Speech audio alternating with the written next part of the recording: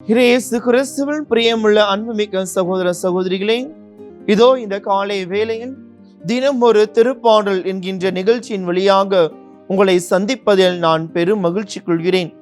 இந்நாள் உங்களுக்கு ஒரு இனிய நாளாக இருக்க இறைவன் உங்களை ஆசிராலும் அருளாலும் நிரப்பி உங்களை வழி நடத்துவாராக.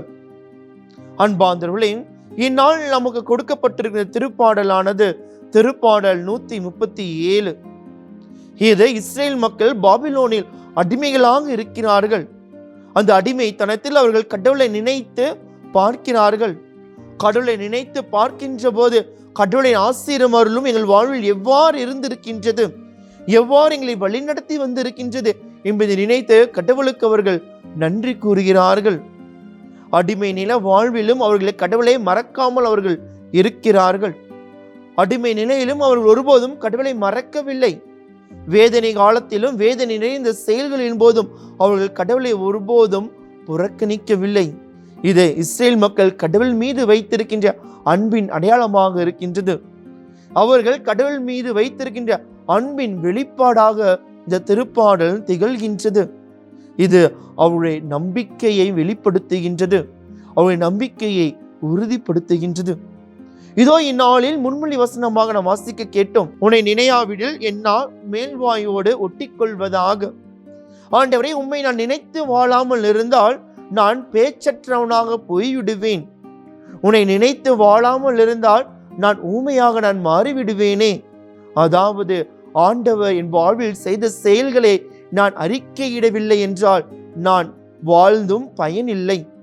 ஆண்டவர் என் வாழ்வில் செய்த அதிசயத்தையும் அற்புதத்தையும் நான் நினைத்து அதை நான் பிறரிடம் சொல்லவில்லை என்றால் நான் வாயிருந்தும் நான் பேச்சற்றவனாக தான் இருக்கின்றேன் என்பதை இந்த திருப்பாடல் எடுத்து கூறுகின்றது.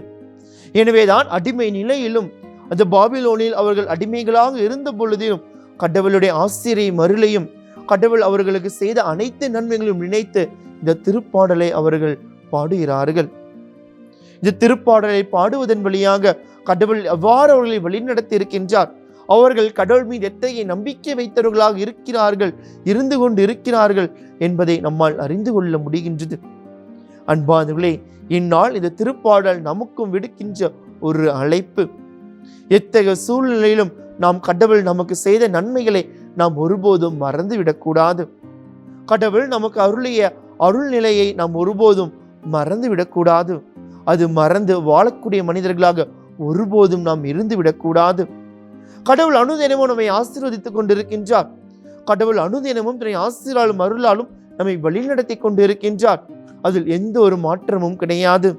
திருப்பாடல் 23 நாம் வாசிக்கின்றோம், ஆண்டவரே என் ஆயர் எனக்கு ஏதும் குறையில்லை என்று அந்த திருப்பாடல் ஆசிரியர் எடுத்து கூறுகின்றார். நம்முடைய வாழ்வில் அந்த கடவுள் ஒரு ஆயனாக இருக்கின்றார். ஆயனாக இருந்து அனுதினமும் நம்மை வழிநடத்தி கொண்டு இருக்கின்றார். நமக்கு எந்த ஒரு ஆபத்தும் இடையூறும் இல்லாமல் நம்மை பாதுகாத்து வருகின்றார். ஏதேனும் ஆபத்து வருகின்ற போது அவர் நமக்கு முன்பாக இருந்து அந்த ஆபத்துகளிலிருந்து நம்மை மீட்கின்றார். நம்முடைய தேவையை நன்கு அறிந்து அதை ஆசீராலும் அருளாலும் நம்மை நிரப்பிக் கொண்டு இருக்கின்றார். அன்பார்ந்தவர்களே, திருப்பாடல் 121 நாம் வாசிக்கின்றோம், மலைகளை நோக்கி என் கண்களை உயர்த்துகின்றேன், எங்கிருந்து எனக்கு உதவி வரும்? இதோ விண்ணையும் மண்ணையும் உண்டாக்கிய ஆண்டவரிடமிருந்தே எனக்கு உதவி வரும். அந்த வார்த்தைக்கு இணங்க அனுதினமும் கடவுள் நம்முடைய வாழ்வில் நமக்கு உதவி செய்பவராக இருக்கின்றார், உதவி செய்து கொண்டு இருக்கின்றார். நாம் செய்ய வேண்டியது ஒன்று மட்டுமே, அவர் நம் வாழ்வில் செய்த அனைத்தையும் நாம் நினைத்து வாழ வேண்டும். நினைப்பதோடு மட்டும் நின்று விடாமல் அந்த நினைப்பதில் நாம் பிறருக்கு பகிர வேண்டும். நம்முடைய வாழ்வில் கடவுளின் ஆசீர்வாதம் அருளும் எவ்வாறு இருந்திருக்கின்றது, எவ்வாறு இருந்து கொண்டிருக்கின்றது என்பதை நாம் பிறருக்கு பகிர்ந்து வாழக்கூடிய மனிதர்களாக இருக்க வேண்டும். அன்பார்ந்தவர்களே, கிறிஸ்துவர்களாகிய நாம் அனைவரும் அந்த கிறிஸ்துவின் நற்செய்தியை அறிவிக்க வேண்டியது நம்முடைய கடமைகளாக இருக்கின்றது. கிறிஸ்துவின் நற்செய்தி வேறு எதுவும் கிடையாது, கிறிஸ்துவின் நன்மைகளை. முதலில் கடவுள் நமக்கு செய்த நன்மைகளை நாம் பிறரிடம் பகிர்வோம். அத்தகைய நன்மைகளை பிறரிடம் பகிர்வதன் வழியாக பிறரும் கடவுளை அறிந்து கொள்வார்கள், தெரிந்து கொள்வார்கள். இது நாம் எடுக்கக்கூடிய ஒரு முயற்சியாக இருக்கும். இவ்வாறு நாம் செய்கின்ற போது நாம் ஒருபோதும் கடவுளை மறந்து விட மாட்டோம். இவ்வாறு நாம் செய்கின்ற போது ஒருபோதும் நாம் கடவுளை மறந்த மனிதர்களாக நாம் வாழ முடியாது. காரணம், கடவுள் அனுதினமும் நம்முள் இருக்கின்றார், நம்மை வழிநடத்துகின்றார் என்கின்ற நினைப்பும் சிந்தனையும் அனுதினமும் நம்மை ஆசீர்வதிக்கக்கூடியதாக இருக்கின்றது. எனவே இந்நாளில் கடவுள் நமக்கு செய்த நன்மைகளை பிறரிடம் பகிரக்கூடிய மனிதர்களாக இருப்போம்.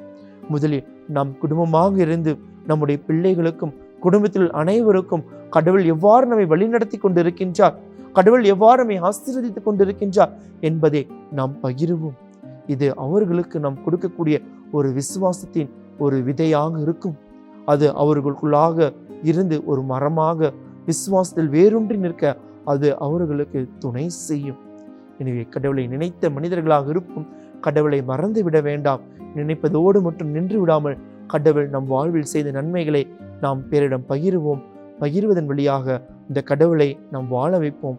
நம்முடைய செயல்கள் இறைவனை பிரதிபலிக்கக்கூடிய செயல்களாக இருக்க இறைவன் நம்மை ஆசிரால் மருளாலும் நிரப்பி நல்வழியில் நம்மை வழி நடத்துவாராக. ஜெபிப்போமாக. எங்களை அன்னிதினமும் ஆசிராலும் மருளாலும் நிரப்பி பாதுகாத்து வருகின்ற அன்பு தந்தையே இறைவா, இதோ எங்கள் வாழ்வில் நீ செய்த நன்மைகள் ஏராளம், எண்ணில் அடங்காதவை. இதை நாங்கள் நினைக்கின்றோம், நினைத்த மனிதர்களாக இருக்கின்றோம். நினைப்பதோடு மட்டும் நின்று விடாமல் இதை நாங்கள் பிறரிடம் பகிர எங்களுக்கு ஒரு தைரியத்தையும் நல் மனதையும் புரிதலையும் தந்து எங்களை வழிநடத்துவீராக.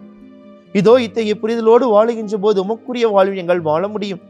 இத்தகைய புரிதலோடு நாங்கள் செயல்படுகின்ற போது நாங்கள் செய்கின்ற செயலில் உண்மை நாங்கள் பிறருக்கு வெளிப்படுத்த முடியும். இது நீ எங்களுக்கு கொடுத்திருக்கின்ற ஒரு வாய்ப்பாக கருதி இந்த வாழ்வில் இந்நாளில் நாங்கள் உமக்குரிய வாழ்வினை வாழ தூய ஆவியர் வழி எங்களை நிரப்பி வழிநடத்துவீராக. இவையெல்லாம் எங்கள் ஆண்டவராய கிறிஸ்து வழியாக உம்மை கெஞ்சி மன்றாடுகின்றோம். ஆமீன்.